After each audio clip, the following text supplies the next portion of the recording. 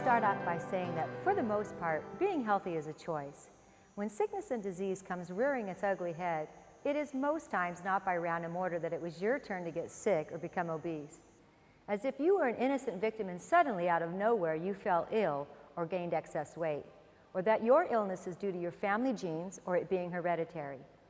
All too often we look to blame others when in many and most cases we ourselves had a major part in the cause of our sickness, disease, and weight gain. Today we're going to be honest with ourselves and take a good look at food, the third most important need of our body. I want to start out by sharing a bit of my own story and how I played the victim and the blame game towards ill health. I suffered as most with colds, flus, and the all too common stomach and headache regimen. It was not uncommon for me to take a few aspirin to silence a headache, as I saw most around me do. I blamed my constant heart palpitations on my parents. My mother had a background of heart disease, and my little sister was born with a heart defect. I naturally assumed that we were caught in this situation simply because of random selection. It never occurred to me that I could possibly have anything to do with the fact that my heartbeat was erratic and that the migraines that I suffered from may possibly be by my own doing. I would soon discover that I had a major influence over my own health. I'm going to share with you how food and health walk very closely indeed. The first thing that we're going to ask ourselves is a question: what is food? Simply put, food is something that nourishes, sustains, or supplies. Food will nourish you, food will sustain you, and food will supply you. You might say, supply you what? That's what we're going to address when we take a look at what we consider to be food or not food. As you already know, we're applying the model of nutrients minus toxins equals health, or the simplified version, good stuff in, bad stuff out. As you and I know, most people associate health to good eating habits and exercise. As you're learning, there are other as valuable, if not more important areas of our life that truly equate health. But when it comes to food, I want us to adopt another very simple principle that will help us in making decisions towards what we will choose to put into our bodies. It is live food or dead food. This will help you when you think about food and are deciding what to buy or prepare for when you're going to eat. You will want to ask yourself this simple question: are you live food or dead food? Do you supply me life or death? You may ask, Zena, what do you mean? Let me give you a little illustration. Now, I don't know about you, but when I was a little girl, I used to make apple face dolls. I would begin cutting into this nice, fresh, plump apple to design the makings of my apple face doll. I remember my mom helping me to make the little outfits that would go on my stick figure to create the whole woman, outfit and all. I'd make a little apron to prepare for this spinster of a gal.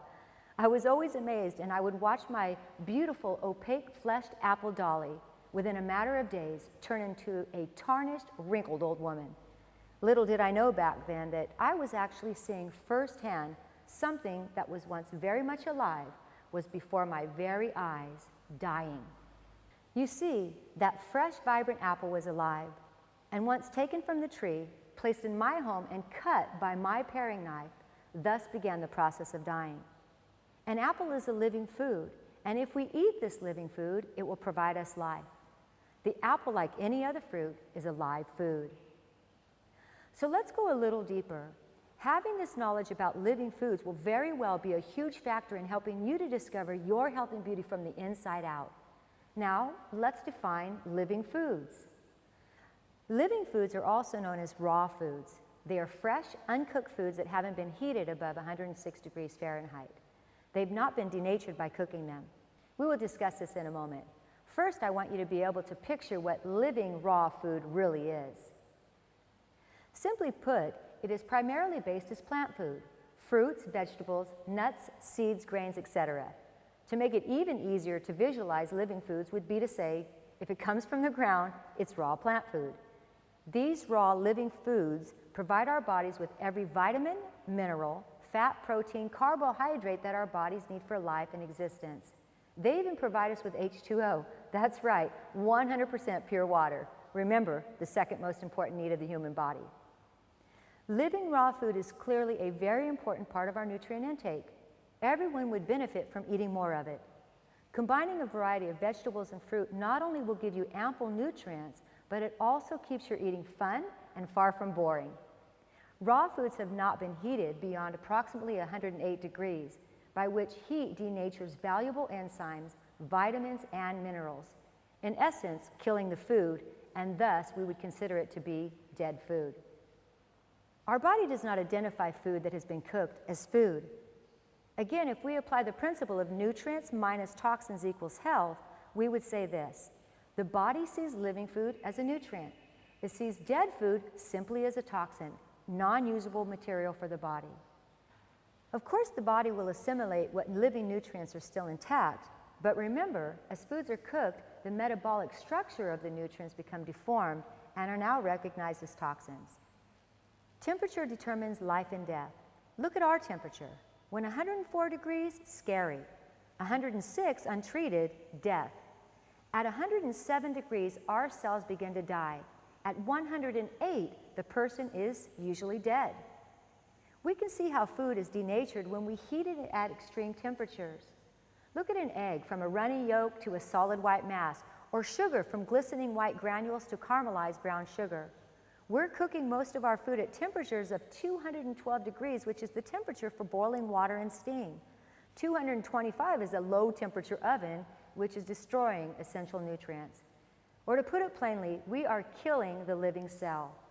Then we eat processed foods that have been taken from their original form and turn it into something that we have been taught to call food. I must say that it is not fully food, but an image of what we think food is. Take a look at a piece of toast.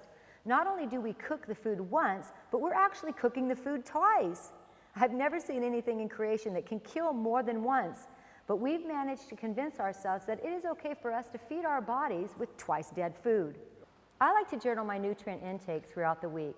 This is another suggestion that I will make to you. Beginning today, start what I call nutrient intake. Get a journal and for 5 days, journal everything that you place in your body. And I do mean everything. Food, water, breath mint, gum. If you smoke, cigarettes, alcohol, coffee, all of it. After the 5 days, go back and take a look at what was alive and what was dead. From there, you will see there's a ratio of what living things you've ingested and what dead things you've ingested. I have many people that I've worked with in the past that were of the understanding that they had a pretty healthy diet. After doing the nutrient intake, they realized that 80% of what they placed in their bodies was dead, non-usable matter. Now that can be quite shocking and can take some time to come into balance with. Using the nutrient intake guide will really help you to get to where you flip those numbers around. I personally like to follow an 80-20 rule. 80% living whole foods and 20% dead foods. Now I know the dead food is of little or no value to me and at times is even toxic. I must be honest and confess that there is not a health program out there that will work for you if you do not at times yield to the taste pleasure. We've all been created to experience taste and pleasure. It's just getting ourselves to a place that we are getting taste pleasure experience from foods that are alive. I don't know how many times through the years that my body has cried out for the taste pleasure of a fresh garden salad or chilled sliced watermelon. Do you see where I'm going with this?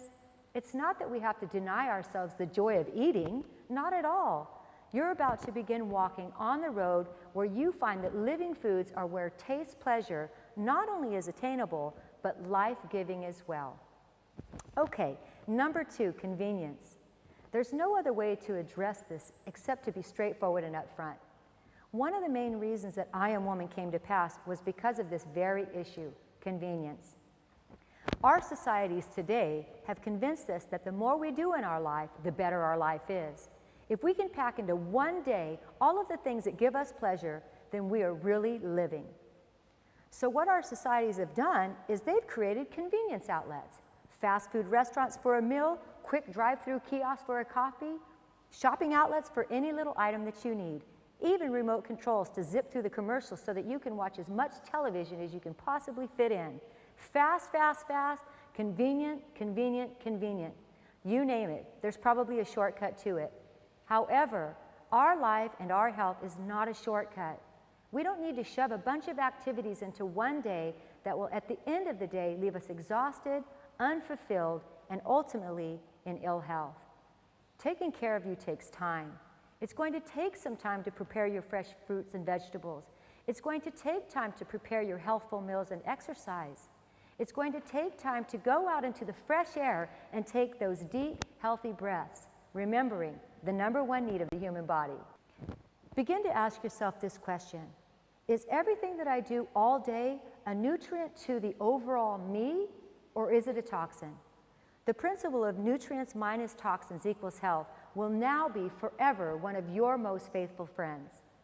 Even today, after years of walking in overall health, I still apply this principle to my life daily. Some days I'm more challenged than others, and some days I'm right on track with myself. Over the course of your life, you will find that as you apply the principle, you will see your overall health increase, and you will truly say, I am woman.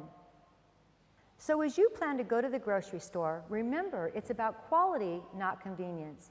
It's about renewing your mind to believe and agree that it is more important for you to go for fresh whole foods instead of something quick. It's not about convenience, it's about health and the quality of your life. My dear friend, you are valued and you are valuable. You're not an inconvenience by any means, so take the convenience of your time and begin to apply it to you. You will begin to emerge as you discover your health and beauty from the inside out. Lastly, #3, expense. Now, I hear this quite often from people who want to make changes to their diet and lifestyle.